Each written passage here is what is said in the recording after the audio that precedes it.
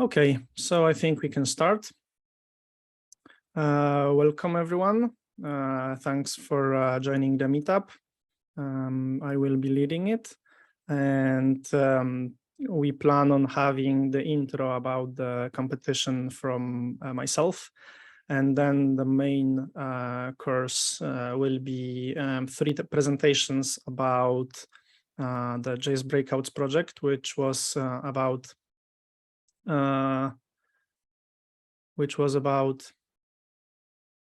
building a breakout game clone using libraries, those which are popular in the competition, Kontra, LittleJS, and Goodluck. And the authors will be talking about those libraries on themselves. So let's start with my part, the intro. Hello and welcome again. For you that don't know what the competition is about, it runs since 2012, and the main idea is to build a game in 13 kilobytes, a zipped package. You can't use any external sources. Everything you squeeze into 13 kilobytes counts as the proper entry to the competition. It runs online. You have a whole month between August 13th and September 13th. And it's an online thing. And yeah. So this year's theme is death. That's quite interesting theme, I would say, given that many games kind of have that, since they are like shooters or roguelikes or other types of games where you shoot and kill, but with a specific theme this year. With that one, I'm really curious to see the creative aspects of implementing that in your entries. It could be a serious game, it could be a funny game, it could be anything incorporating the theme. We had some brainstorming on Slack already, if it's gonna be a game where you do something with you're a keeper of the graveyard, or you die and you have to do something with your body. So yeah, there are plenty of ideas you might have. That's quite a challenge to implement that in your own game. Obviously, like if we would have a category for children's games, that would be a difficult one to achieve. But yeah, that should be fun. So why would you participate? Definitely for fun. That's quite the challenge to fit a game in 13 kilobytes. You can grow your skills. Some of them could be used in your work, not all of them, I suppose. It's usually not your day job to squeeze stuff into 13 kilobytes. But it's really fun. You can meet fellow developers, exchange ideas, and you can win cool prizes. We have 6 categories, the classic ones, desktop, mobile, and server, plus the extra ones, WebXR, web monetization, and decentralized. I haven't told them that though. And I'm glad I interview well. Makes my life easier. I'm glad I interview well. Makes my life easier.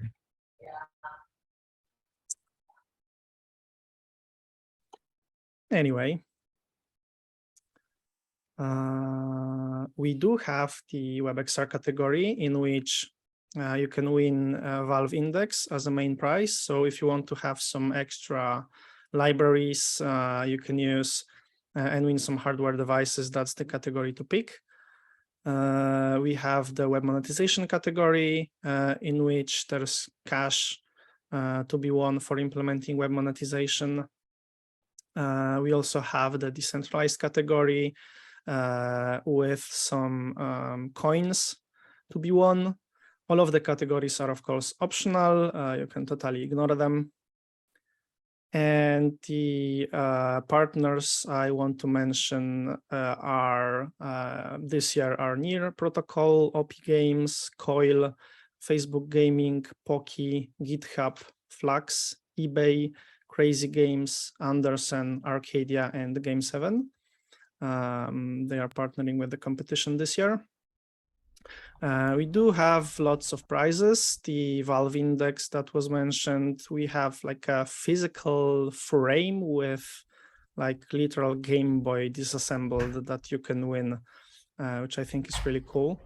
We also have the t-shirts for top 100 entries as usual, and a whole bunch of experts who will give feedback to your entries, what they think was good and what could have been improved. The resources page have lots of different tools to choose from. Keep in mind you have a whole month to create a game. It's not like 48 hours without sleeping and only eating pizza and drinking energy drinks. You have time to brainstorm ideas. You can do that today, tomorrow, for the next few days, and you can still have time to come up with something interesting. Remember to learn from others. You can check all the games from previous years. You can check their sources on GitHub. You can read postmortems from developers participating from previous years. Ask questions. The Slack is quite active throughout the competition. So I recommend that. You can build your entry as a demo, as a prototype, as a 0.1 version, and then if you have time, if the game is cool enough, you can build post-competition versions. We had games released on Steam afterwards, which you can totally follow along and try. So to quickly summarize, everything is on the website. You have 13 kilobytes to build the game. You have time, you have a whole month till September 13th. We have a whole bunch of prizes, and you get mad respect in the hood. So good luck. That's all from me. And the next part of the meetup will be about js13k breakouts, which I mentioned at the beginning. The repository is on GitHub, so you can look into it. And we will have 3 presentations about engines / libraries / templates using js13k breakout as an example. And the authors will walk you through their engines, so you can pick if that's something you would like to use in the competition. Okay, so I think Steven could start with his presentation, if you're ready. Yep. Steven?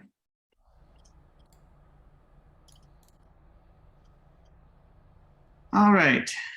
So Kontra JS is a small, what I call a micro library, and it was specifically created for the js13k games, I think about 7 years ago when I was first starting up.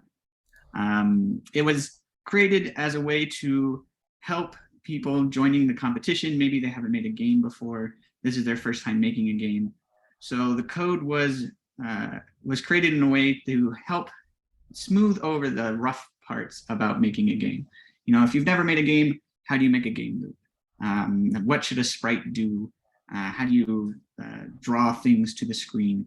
Those types of things. So the code is set up in a way to create APIs into all of those to make it easier. The goal being that it try to get you making a game as quickly as possible without worrying about all the little details that go into the game itself in terms of rendering and drawing and updating.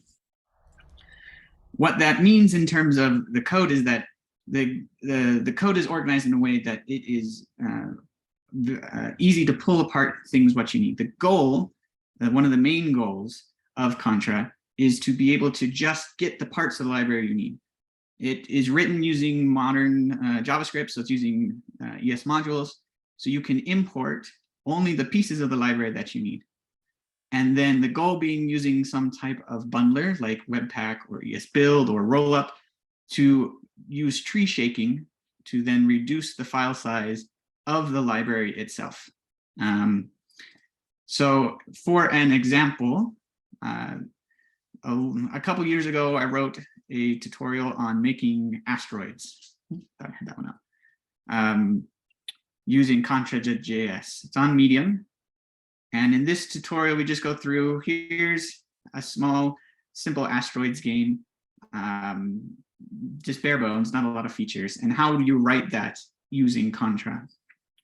So I've taken that tutorial and I've put it on GitHub as Kontra asteroids. It's just kind of a, here's the game code itself, and then here's how you would use it and build it and pack it. Kind of giving you a view of front to start to finish on what Kontra can do. And so here is that game code. This is more or less a copy paste of what's on the Medium article. And so you can see that we can just import different parts of the Kontra library. It's provided as an MJS file, so you can just import what you need. And these kind of demonstrate the main parts of the library. So first is the init code. This just sets up the canvas. You have to call this first to make sure Kontra knows which, maybe you have multiple canvases, so which canvas element you're dealing with, and this set up the context. And then we have the main sprite. This is the thing that renders something to the screen. It could be like a little particle, or it could just be a really big image, or maybe some animations. And so the sprite can take any properties you want. There's a few set properties that sprite defines, and you can find all those on the documentation. So here on the Kontra, so the docs can be found from the GitHub page. There's a link, or you can find it on straker.github.io/Kontra. In the APIs lists everything you need to know, all the properties that these things take. Sprite extends from game objects, so the main code for that is here. And so these are all kind of the standard properties you can take. You can define position, velocity, things of that nature. And Kontra then takes all this and just builds you a little framework behind it. It doesn't try to do more than just that. It just bare bones gives you the thing that you need, but there's not any type of framework behind it on automatically rendering and updating these on a game loop. Kontra, you kind of have to write a little bit more than in other type of game libraries just to help keep the library small.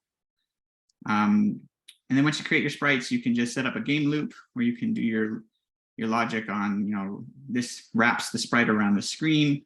This does collision detection between sprites. And then your update and render and start.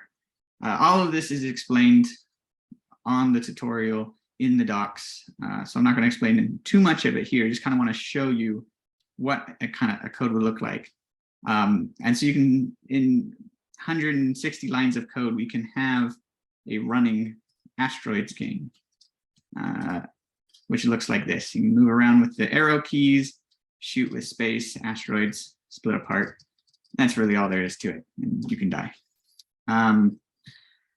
So once you have a game set up, where the next part then is building or bundling that code together, right? And this is where Kontra can really shine, is that I like ESBuild, so this example shows ESBuild. We can use ESBuild, point it to the main file, and I have written a plugin for ESBuild. I've written a plugin for Rollup, which helps even reduce the file size even more. So ESBuild, if you're familiar with the concept of tree shaking, what it does is it looks at your code, it scans all the import paths, and then it removes from the bundle anything that's not used as an import. Because Kontra, the main library itself, includes everything. So the Kontra library file size is like 20, 30 kilobytes large. By itself, it's pretty big, but you can reduce that even further by using this plugin. So I have built Kontra with the ability to take even further pieces of the code and remove them.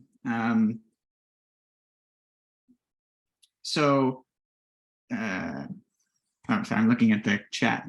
Something wrong with the code?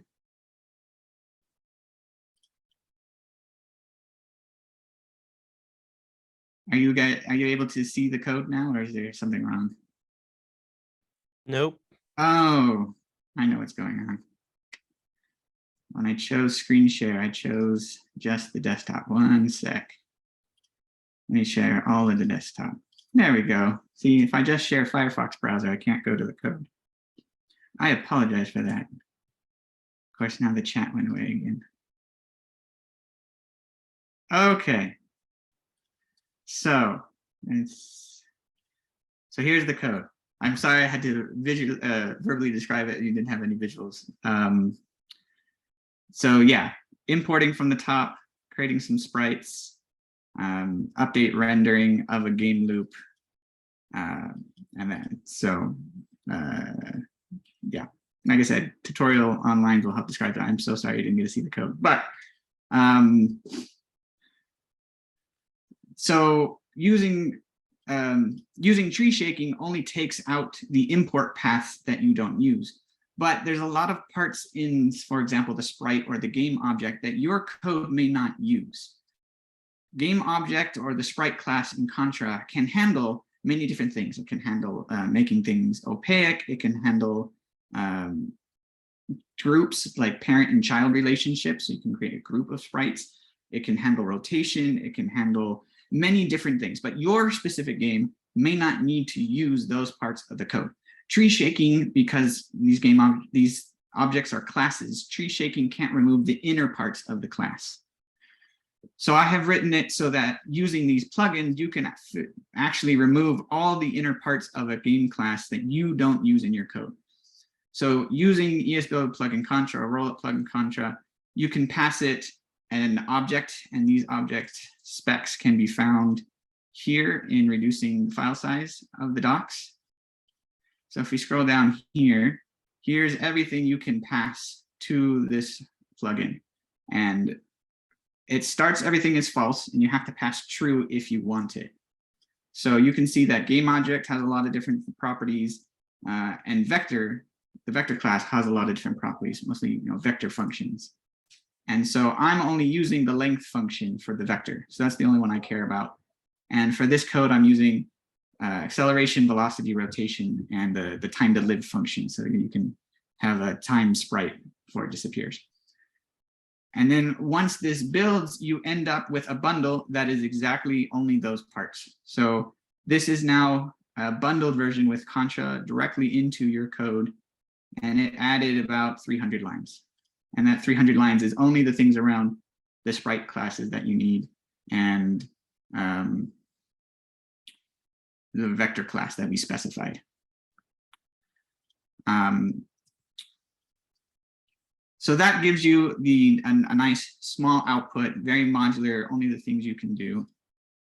And then to finalize it, you can, for submission, you can pack it. And I created where'd it go?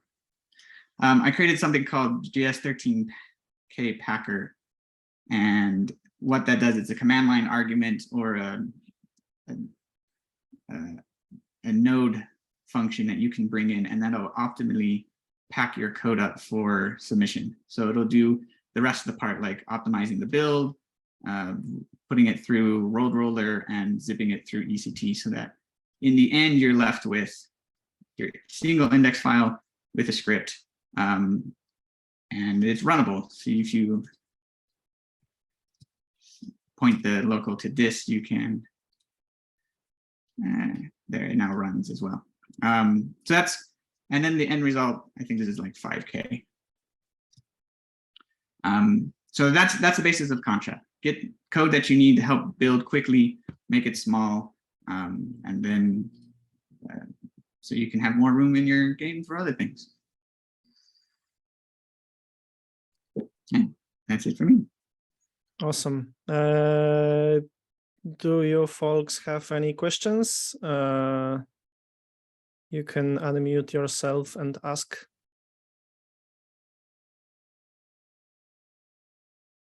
If we won't be having any questions now, we can continue with the second presentation, but I will give you a few more seconds to think about it.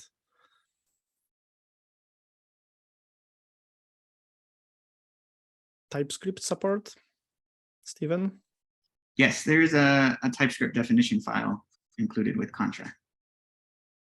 That was a question from the chat. If you don't want to ask yourself, you can paste the question in the chat. John used Contra before, no question, just a thumbs up. Okay, I think, Frank, you can start your presentation now, if you're ready.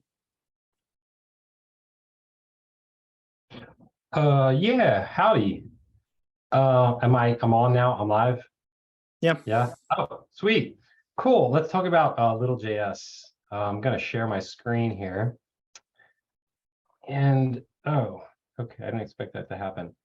So you should be able to see my screen. This is the LittleJS GitHub, where you can access the all the source code. Now this engine I have used the last year for Space Huggers. Hopefully you've seen that. I think that's a really good demo of like the engine that shows off everything, and really, because it's 13 kilobytes. So it's a really good like practical demo of what you could expect to potentially do if you can really make full use of this engine. And I've even improved it like a lot since then, and made it like super easy for everyone to use. I also has a built-in build system, which is a lot more simple than you might be used to. Really, all it does is like smush all the JS files together. And then it does multiple different minifiers: Google Closure, Cursor, and Road Roller. And the Google Closure is really, really good at removing unused code and stuff like that. So there's not too much of a reason. You don't really like, you don't have to pick out like what you want. You could it'll automatically just optimize out things that aren't used. And of course you can, if you really want to push to the limit, you could go in there and tweak the engine code itself. But the idea is that like huge chunks of the code that aren't used, like say, for example, the metal achievement system, which you might not want to use in your 13K game. If you don't call any of those functions, it won't be used. It won't be included in the final build code. And this demo, it comes with a bunch of different examples. This Hello World example builds only to 7 kilobytes. It includes audio, collision, like particle effects and all kinds of stuff. So there's a lot of features in this engine, like so many cool things that my goal with LittleJS was really to make the most powerful engine you could possibly imagine that is still feasible for using in a 13 kilobyte game. And I really feel like I achieved that. Like I have things like positional audio, and like the WebGL rendering is incredibly fast. And then there's like built-in like a full physics collision system that handles like colliding. Like if you played a Space Huggers, you probably know how complicated. I'm looking at the chat too. Yeah, I'll keep an eye on the chat. So the main thing I want to do, I actually want to walk you guys through like exactly how my breakout demo works. So that's what I'm going to do. We all created this exact same breakout demo using 3 different game engines, and you can see like the end result is almost exactly the same. but the code is different. So I'm going to walk you through how this particular breakout clone works. It's a very simple breakout game. There's really not much to it, just a ball bouncing around, colliding with things. Yeah, OS13K I also made, but that people in chat are asking, that's a totally different unrated thing.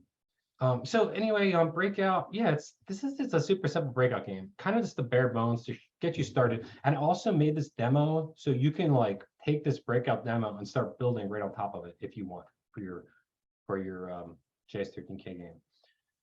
So the first thing we got for the demo here is just an index HTML file, and there really doesn't even need to be anything in here except for these script includes. That's really the only thing.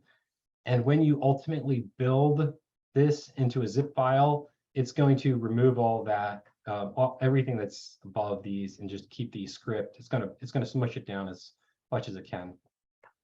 Then you've got like your main game objects and main game like file, JS file.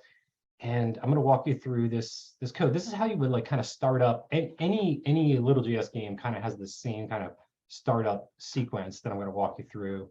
The first couple things are just like, you know, setting up your constants. And by the way, I'm not going to step through all the game logic and stuff. We're going to skip through some of it a little bit. You know, you got your globals for your game objects. You can organize this however you want. You got sound effects. Now, this is one of the features of LittleJS is these ZZFX sound effects are cached. So it will generate the sound effects on startup, save them, and it even is able to apply a little bit of randomness to the play rate and stuff. So it sounds a little bit different every time and has good variation. And these are also like stereo and all that. It only uses a couple sound effects, but have it so you can just define them up front. Just a little thing to hide the watermark, which shows you like the frame rate and stuff like that, LittleJS version number. This start game function, I'm going to get back to in just a second. We'll circle back on that. I want to walk through the LittleJS engine, like core game functions. So you basically got 5 functions for LittleJS that you're going to provide when you call engine init. You have your own game init, then you got an update post, render post, and you also pass in the tile image, which you'll use. So the game init, that's called only one time when LittleJS first starts up, and you can use that to customize the LittleJS settings and set up like your one-time startup kind of stuff. Setting up we're using a fixed size canvas, which you don't always have to do. That's going to add black bars on the side, of course. So you might want to just use a full screen canvas or whatever, which is what it uses by default. Just some stuff to position the camera position and set up the world. Then you have a game update that's going to be automatically be called every frame at 60 FPS. And there really is not much that needs to be done in this update because the physics is all done automatic. So the only thing we really need to do here is wait for user input to either start playing or spawn in the ball or whatever. And that it's looking for user input from a bunch of different areas. You've got your mouse, which also touch input is routed through the mouse, so that'll work too. You have game pads and you have keyboard buttons. Any of those things can start the game. That's fine. And if you're playing and you need to spawn a new ball, this is how you do that. It's just an object. It spawns in at the center wherever the camera is, plays a sound. This game update post function is not often necessary. It's not used in this demo. It is necessary sometimes. Really just a way to tweak some things with the camera and stuff before the render is called. Then you have your like beginning of the render where you could kind of draw like the background stuff. In this case, it's just drawing a quad across the whole screen. And you got your game render post, which is after all the stuff is rendered. and that might be where you would render like the HUD or something like that. So that's what we're doing here. If we're playing, we're going to use this draw text function to draw the score and iterate through the lives, draw a tile at each one of these little squares on top are where your lives are. We'll draw one on each of those. And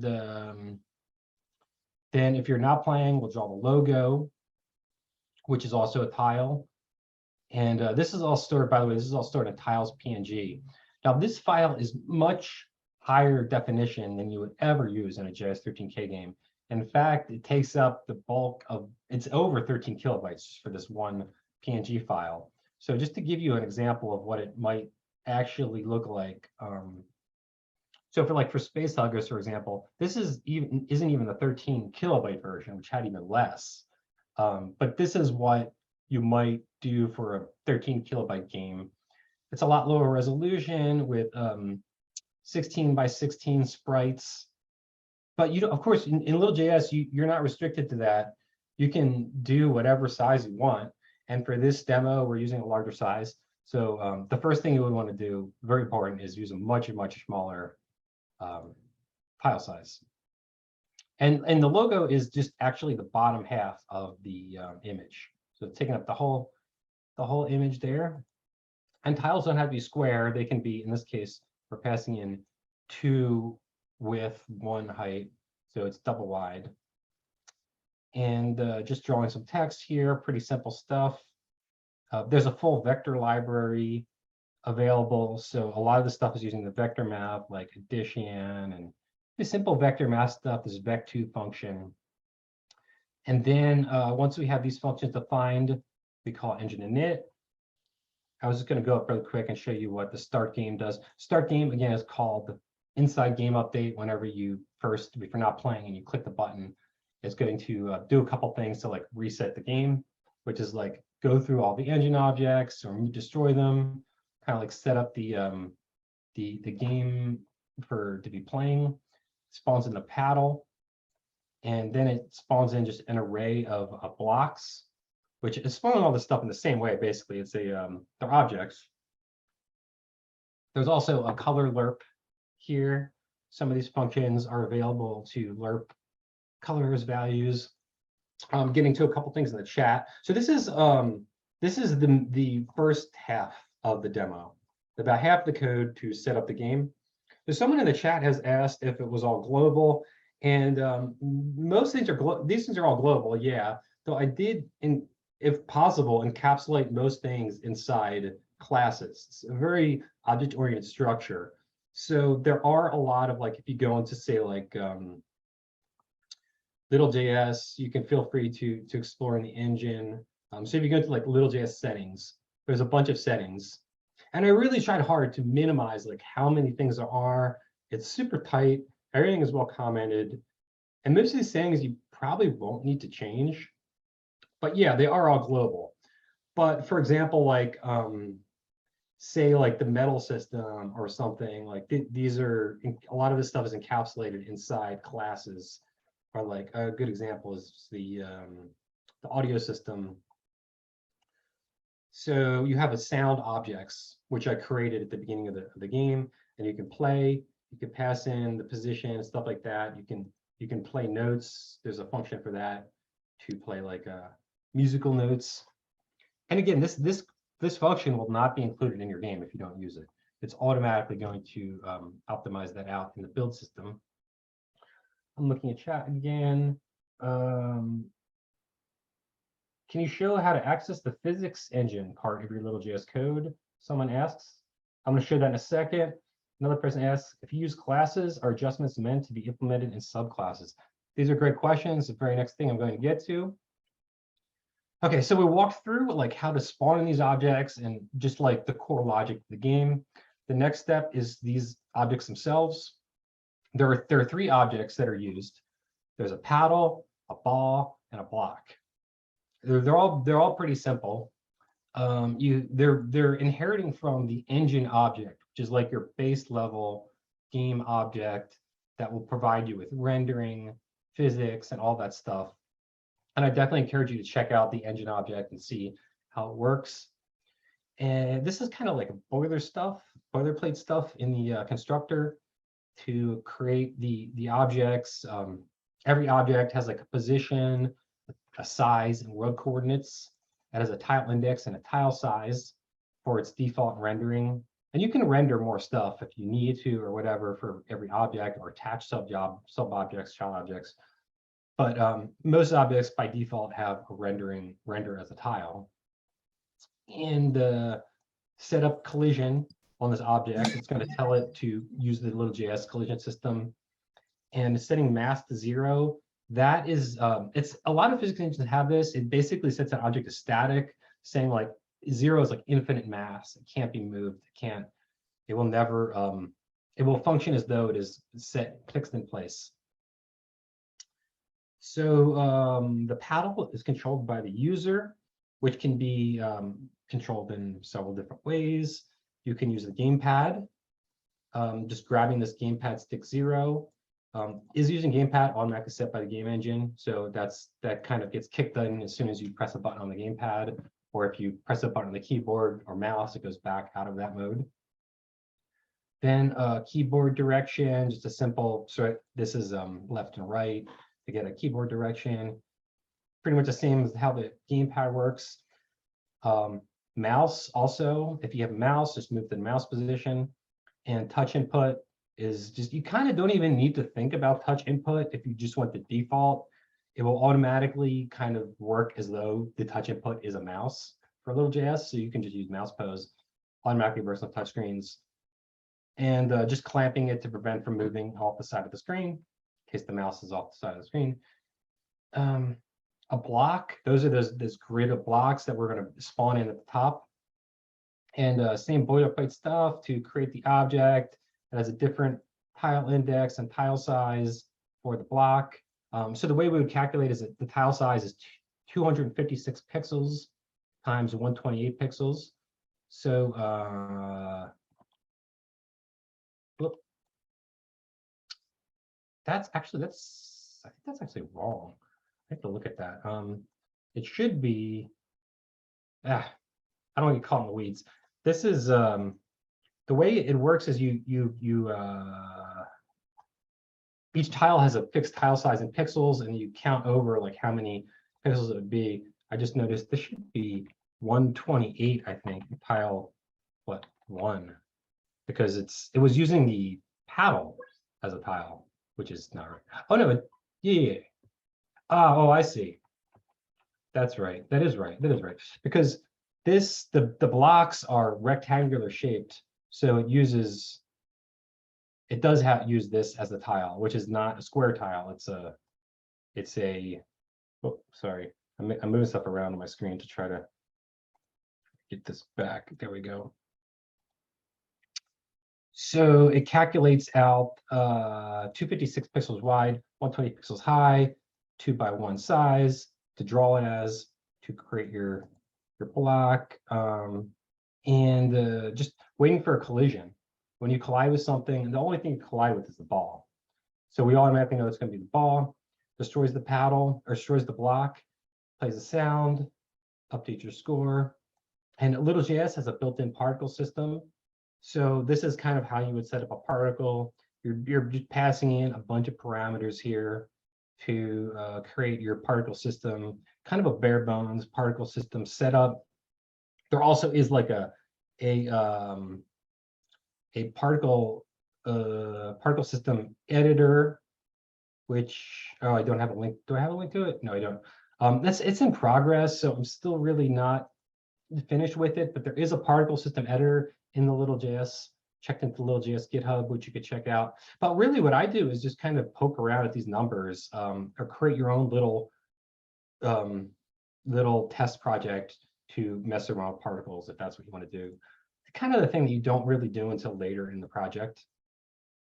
But it's also nice to just be able to copy and paste these things in to just have like a placeholder particle effect system. All right, so we got your mostly everything. The last thing is the ball, which is the only really moving thing, physically moving thing. Same boilerplate setup for this. Same kind of collision, except in this case, we're going to set up to have elasticity and have no dampening. Setting dampening to 1 actually is like no dampening because it's a multiplier. So that's going to prevent it from slowing down when it bounces or moving around. Kick off at start speed. And in the update function of the ball, there's some custom collision logic to just check on the sides of the screen at top. We could have that handled by the engine if we spawned in something there, but it's easier, cleaner to just do it here. And of course, a little code. So if the ball goes too far below the level, then that's the end of that ball. So it kills the ball and plays a sound and stuff.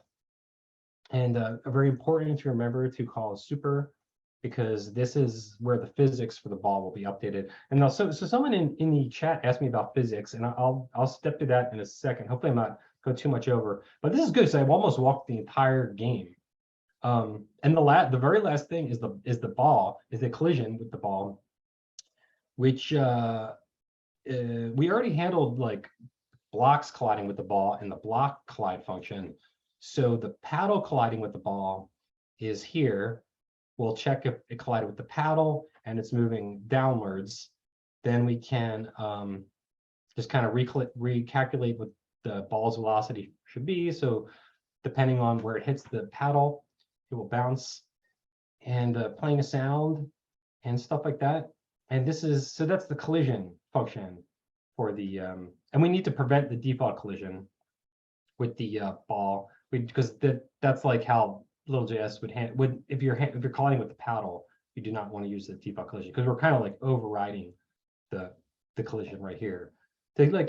Some of this stuff is to make it so like, what if you hit the ball like slightly on the side of the paddle or whatever? What if you like move the paddle like right into the ball, and kind of gives the player the benefit of the doubt there. So that's the entire breakout game, really. And a lot of that is done via the LittleJS engine to handle the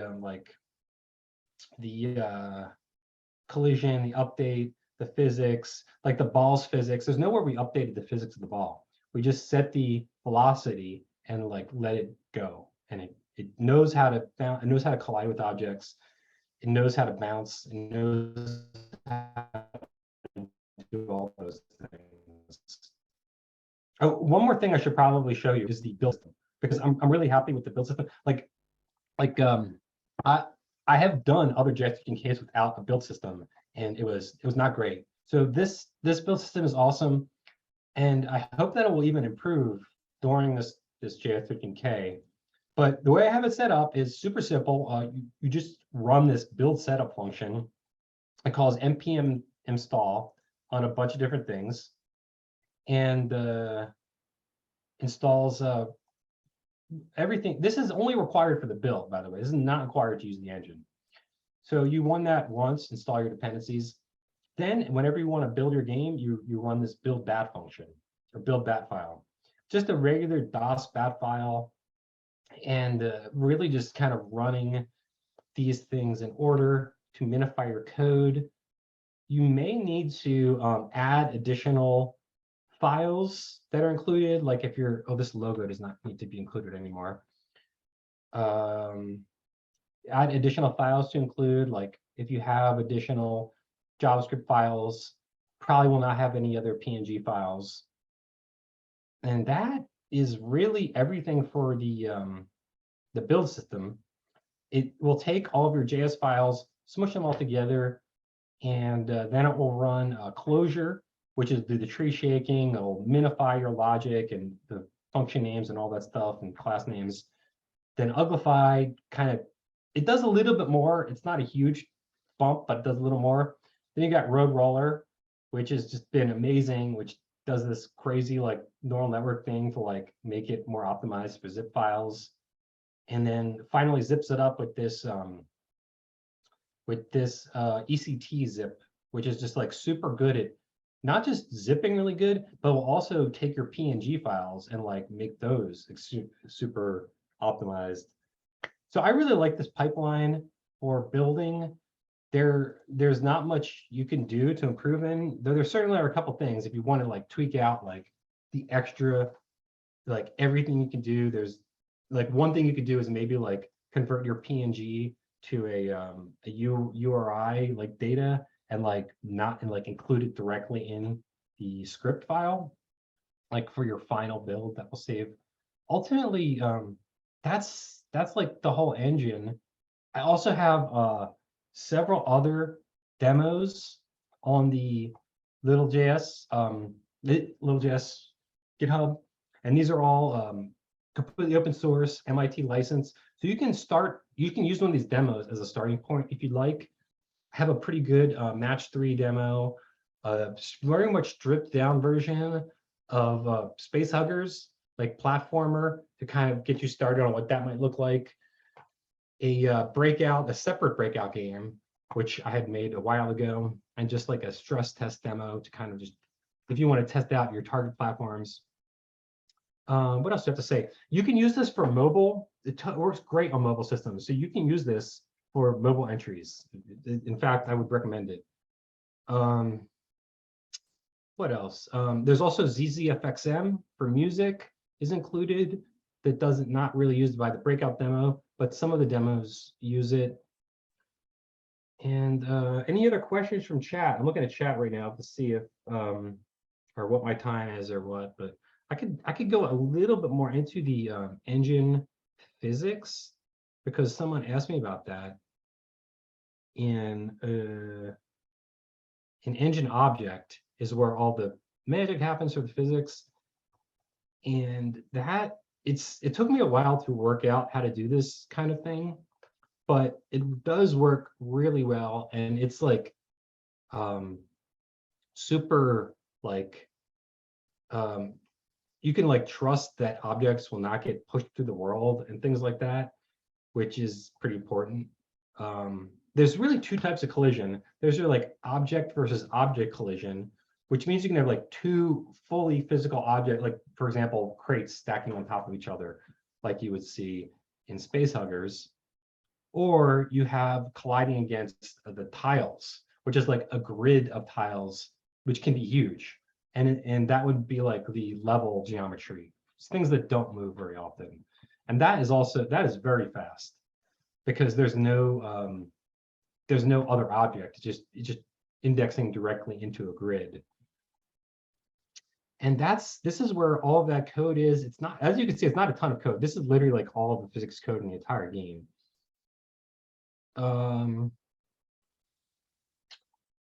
What else could I talk about? The rendering system is WebGL, though you don't have to use WebGL. That can be disabled also to save a little bit more space. Of course, it's going to go a lot slower. And there are some really nice WebGL bonus functions, like, for example, like you can tint a spray. Like if you want to make a spray like reddish, you can do that, which you cannot do easily with without using WebGL. Many things provided. There's a metal system, which is the metal system is more something you want to add probably after js13k. I've used it in Newgrounds releases, automatically hooked up for that. And eventually I would probably hook up like ideally like Steam metals or something if I eventually allow this to work on Steam. There is of course a utility classes for color and for Vec2. It is a 2D engine. Now, someone in the chat was asking about if this can do 3D, and it can do 3D with modifications, because like the pipeline is ultimately using WebGL, and it is like rendering verts, which could be 3D, but none of this is using 3D. So if you did want to convert it to 3D, I mean, it's definitely crossed my mind that it could be a fun thing to do. It's possible, or you can use this as kind of like a starting point. There's a built-in font system for if you want to use pixel fonts, but for js13k, you probably should use just the standard font rendering. Someone in the chat asked if I have a 3D demo. I do not have a 3D demo. I've really just focused at least for now, on 2D for LittleJS. And I probably, if someday I might make LittleJS like 3D, which is like a totally separate 3D version of it. But for now, I'm pretty just focused on 2D. This js13k will be a good test of it. Hopefully a few people will use it, and we'll be able to really test out the system with different types of use cases. We've already been using it a bit, but this should be a really good kind of like final test of it. I think that's mostly what I have to say about my game. I hope everyone will check out the demos and like hopefully use LittleJS, because I really made this for you guys to use and have as a starting point to make incredibly amazing games. Like just you can do it out of the box, really. You don't have to change too many things. It's got it all there for you. Anything else I could do to explain what this is? It's all on GitHub. All these breakout games on GitHub for you to check out. Freely available. If you have any questions, you can ask in the chat. Thanks, Frank, for the presentation. Thanks so much. The particle system looks great from the comments. Good luck, everyone. If there are no more questions or comments, I'd like to invite Staś to the stage. Hi, everyone. Let me just get set up. I'll share this Chrome window, I think. All right. Can you see this? Yeah, looks good. All right. All right. Yeah. Thanks so much for having me. I'm Staś. Warm welcome from Warsaw in Poland. And I'm here to talk about Goodluck. So I'll do a little short presentation to sort of go over high-level overview, because Goodluck is a bit different from a typical game engine. And I wanted to help you understand why. And then I'll walk over some of the interesting bits of the JS breakout implementation. So let's get started. Goodluck is a hackable template, and it allows you to create small and fast browser games. And I would like to focus over the next 5 minutes on three adjectives here: on hackable, small, and fast. So starting with hackable, Goodluck is a repository template. It's a really cool feature on GitHub where you can bootstrap a new repository for your project based on some other repository, and you don't inherit all commit history. So it's very lean. It's your code. You don't get to see the 1,100 commits in Goodluck history. Instead, you start with your initial commit, and this code is yours to hack and modify. So press this button if you want to get started with Goodluck, and then you're good to go. The idea here is that, and it's very similar to what I've heard from Steven and Frank. The idea is that you work with the code base that is extremely tree shakeable. So there's no dependencies that you import. Instead, all the code is inside this repository, and whenever you build the bundle, whatever is not used will be removed. Goodluck is able to can help you build both 2D and 3D games. So if you decide on one of these approaches, you can literally remove all the code from the repository that relates to the other thing, and never worry about it again. And we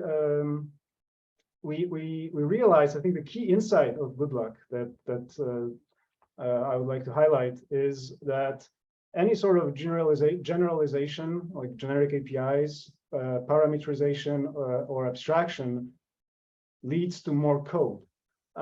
So in fact, what I encourage you to do whenever you give Goodluck a try is to never think about the next game, never think about the engine, just focus on the current game you're building and remove and hard code everything as much as you can, just so that you can get all those features for your scope before the deadline. So it's also something that can help you create small and fast browser games. And I'm going to discuss these together because they are both related to an architecture pattern called entity component system. This is a very interesting pattern that we started experimenting with maybe 3 years ago, and then we really thought and felt it was very suitable for game dev. I'm going to do a little overview of what entity component system is, ECS for short. If you know, then good for you, but let's go. So typically, when you consider game objects in a game, you have multiple objects, and they have many different properties. And sometimes these properties are actually inherited from a hierarchy of superclasses. And so the main design challenge in such approach, an object-oriented programming approach, is to design this hierarchy of base classes and subclasses such that you end up with behaviors that you want, and also end up without behaviors that you don't want. ECS sort of does a sort of pivot table on this idea. So it gets rid of superclasses, it gets rid of inheritance completely, and we don't really think in terms of objects anymore, but instead we think in the other direction in terms of arrays of fields that relate to a particular concern. So here we could have an array that stores positions for every object in the game. And in fact, so we don't really talk about objects anymore. We talk about entities, and entities in some implementations, including Goodluck, are really just offsets, literally numbers, to these huge arrays of data. So you have this huge array of data, and it stores position for every entity in the world. And if you want to get the position for entity at offset 2, you just get offset 2 element from this array. So let's see how this looks in code. Like I said, there are many ECS implementations that are very powerful and very performant. But what Goodluck does is to take this very idea and literally implement it in code as I just described it. So we have a class world that has a number of arrays for storing this bits of data for each entity. And also there is this one additional field called signature, which I'll explain in a second what it is. And then whenever you want to use this data, you just retrieve data from an array, like regular code. So for the entity's position, you just get the position data from the position array at the entity's offset. It's a little bit weird at first to get readjusted to writing this code, but it's second nature to us right now. So I'm pretty sure you can do it too. And you might be wondering where this entity comes from. And to understand this, I need to talk about one more thing. So we talked about entities. We talked about these huge arrays of data. We call them component data. And there are also systems. That's the third word in the ECS acronym. And systems are functions that iterate over all arrays in the world, over all entities in the world. They check whether a particular entity is interesting from the point of view of this particular system. This is in Goodluck done with bit masks and bit flags. So we would check whether the signature of the entity, which is just a number, a bit mask, contains a particular bit defined somewhere. And if it does, then we process this entity in the system. This is very, very simple, as you can see. It literally, I would even say it's it's an implementation that has no implementation, because like all you do is arrays and iteration over them. And so there are more powerful ECS solutions, but they also, at the end of the day, from the user's perspective, they give you these two things. You need a place to define the data, and you need a way to iterate over this data. And everything else happens under the hood. In Goodluck, nothing else happens. The implementation is the API. Like that, there's nothing to it. There's nothing more to it. That's it. And in fact, it's blazing fast. It's really amazing. But you know, like 50 years of computer science, if it gave us anything, it gave us an engineering. It gave us really fast iteration over integers. So that's essentially what Goodluck's API and idea is. And to show you some performance numbers, I took part in a benchmarking exercise some time ago, and Goodluck did really well. It's somewhere like middle of the pack for the first two benchmarks. Then it's maybe top three for the third benchmark, and then it really outclasses other solutions for the two latter benchmarks. Now, to be fair, the full benchmark is a little bit more comprehensive. It also includes 4 more implementations that are much more complex, and they are able to achieve an order of magnitude better results. They do this by using typed arrays extensively and essentially storing every single scalar value of your game data as a separate typed array, and then recombining this in the API for users' convenience. But as you can imagine, this also translates to more code complexity and code size. What's not visible in this benchmark is that Goodluck is able to achieve these pretty good results without any code. Essentially, it's it's a for loop. that's it. Yeah, that's an overview for Goodluck, and I would like to show you how js13kBreakouts with Goodluck looks like and how it's implemented. So if you go to the repository, there's the Goodluck directory of the implementation, and it actually has a write-up with sort of a making of divided into a few steps. I took notes as I went. They're not very detailed, but I think they can help understand how this project evolved. And in fact, I have this here in VS Code on GitHub. Let me see if I can maybe switch to step 1 and then refresh. This is a live demo, so hopefully this works. Oh, there we go. So this is like the first step of the implementation that I did, where like you can move the paddle with the keyboard and the ball moves. And then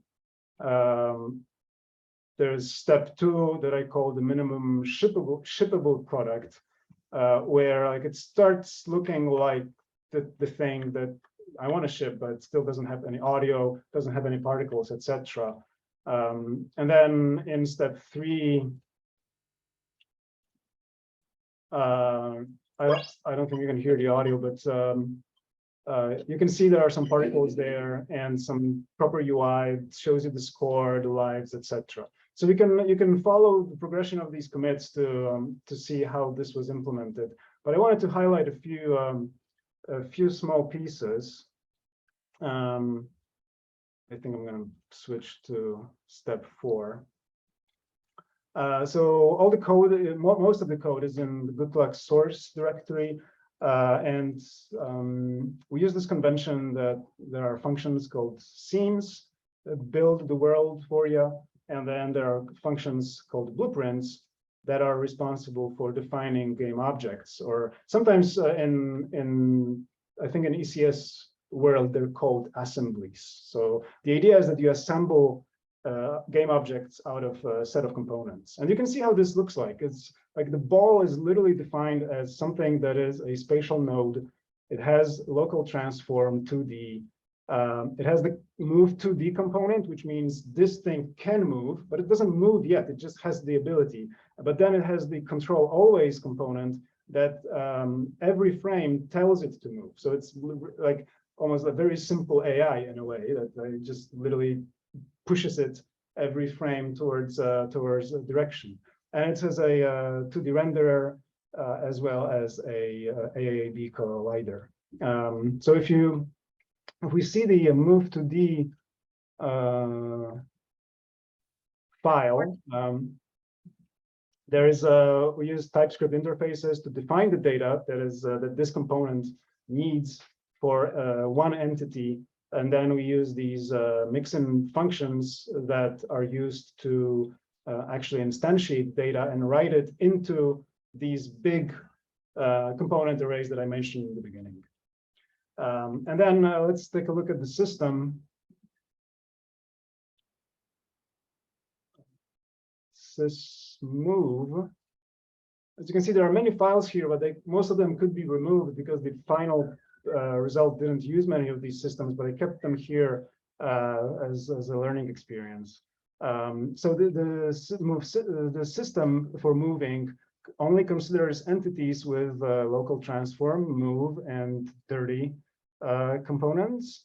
And then what it does is essentially takes the direction that was written to by something, by user's input, or by the control always system, and then updates the transform. I won't go into the details here, but it updates the transform such that the entity will be rendered in the new position. So if we take a look at the sys control always system, we can see that literally all it does, it takes the direction it was given, and it writes it to the move direction. So every frame it repeats and it says, okay, move it again, move it again, move it again.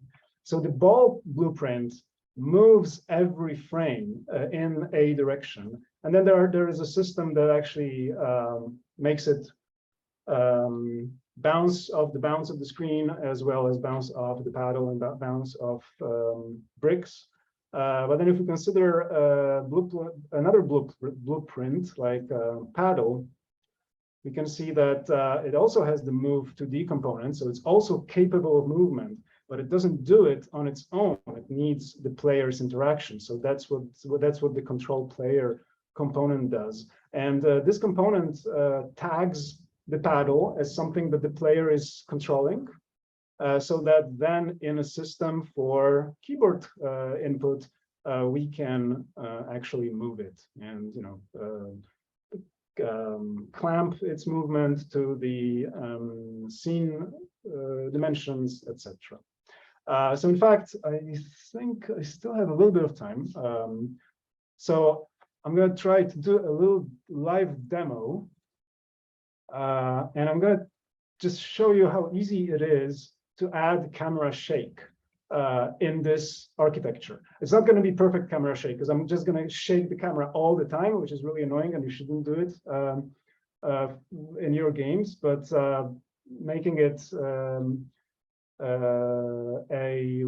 response to a user's action is perhaps a little bit more involved. But just to show you what I can do here, I can go to my scene definition where I have the camera entity defined as something with which is a node, local transform, and a camera 2D component.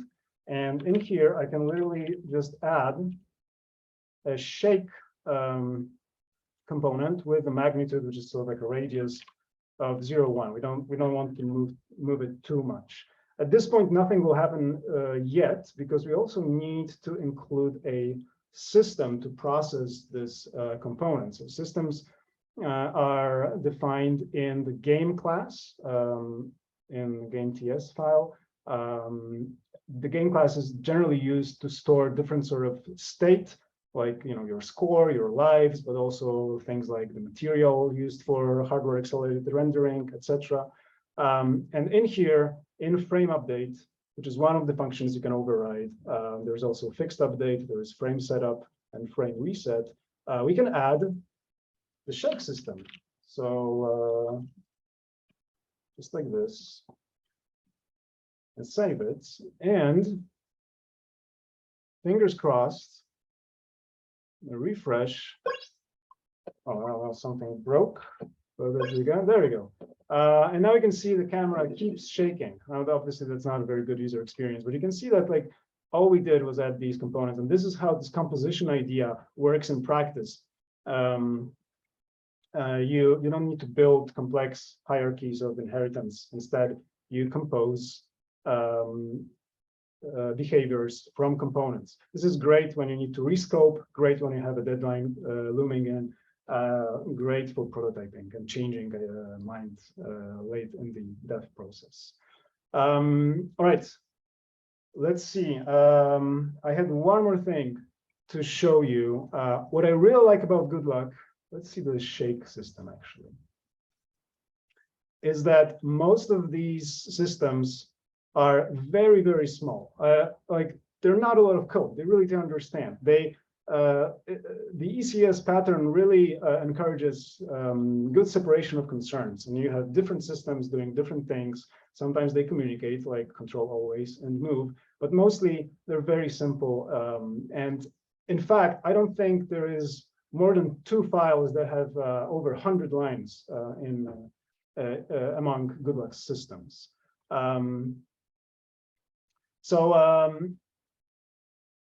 If you would like to see what kind of systems Goodluck currently has, this is a collection of systems that we developed over the past 3 years when we took part in js13k as well as other game jams. And we have around 50 systems right now and maybe 40 components. That's a lot, but you can see a sysshake here as well. It's documented on the website. You can see that it requires that the entity have the transfer component and the shake component, and you can go here to see the interface of the shake component data, as well as some more code over here. Goodluck comes with a build pipeline, but because it's a template, it's yours to modify, so you don't have to use it. But it's actually pretty convenient. We've been very happy with it. It builds TypeScript into JavaScript. It minifies with Cursor. It inlines assets and pipes everything through road roller and then zips it. And I think I have it. If I run the pipeline over here, I think we might see the result. It runs the road roller right now, and for the JS breakout, that's weird. That's too optimistic. I think that should maybe it didn't include the logo this time, but I'll dig into that after the presentation. I just knew there was going to be part of this live demo that won't go well. All right, take a look at Goodluck's website. In here, as you saw, there is some documentation, and the code is very small, so it's actually sometimes easier to look at the code directly rather than read the docs. But still, a lot of the most complex pieces of code, like the transform system as a component that requires some explanation, has it over here. And there are also 2 documents that I think are might be useful. They're also part of documentation, but they're not related to code per se. These are over here. There is one document called "What is Goodluck," which is roughly what I just described to you in this presentation. So probably you don't need to read it, except for this bit. You might be interested why not to use Goodluck. I tried to be honest. It's rough around the edges. It's been only used by myself and Michał. We built around 10 games in it, but we actually don't know how rough it is for other users. We would love if you could try it out, either for 2D games or 3D games. The other document, which I think is interesting, is the one that explains why Goodluck is the way it is. It's not conventional in some respects, but most of these were actually conscious decisions. So you might want to take a look at some of these design choices in this document over here. And with that, please check out our website. That's js13kGames.com. There you go. It updated right now. Good luck and have fun. Awesome. Thanks so much for the talk. Are there any questions from the audience? Comments? Could be about this talk or any previous one.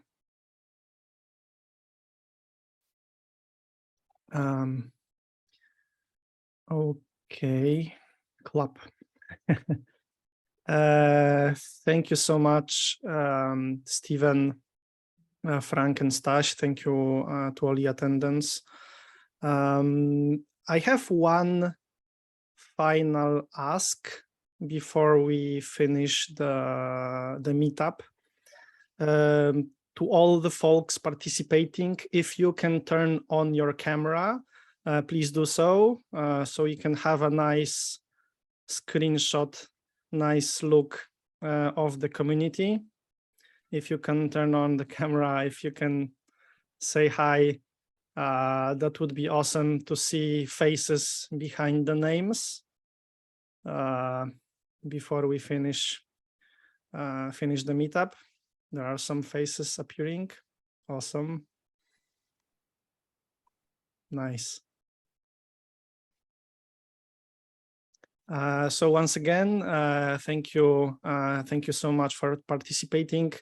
If you haven't decided which engine you want to use, which template, I think those three options are really interesting, and it's awesome to see diversity on the approaches. Yeah, thanks so much to the authors. I do hope if you were undecided, you will pick something out of those three engines, /templates, /libraries, however you want to call it, pieces of code. And yeah, we do have Slack channel as our chat app. So all the authors are there. If you will have any more questions, issues, whatever, the source code is on GitHub, but the authors are there for you on Slack throughout the whole month. So if you will have any issues, any problems whatsoever, feature requests, I highly encourage you to go there and ask the authors themselves. And I think that's it. If you don't have any more questions, anything, I think we can stop the recording and we can hang out for a few more minutes.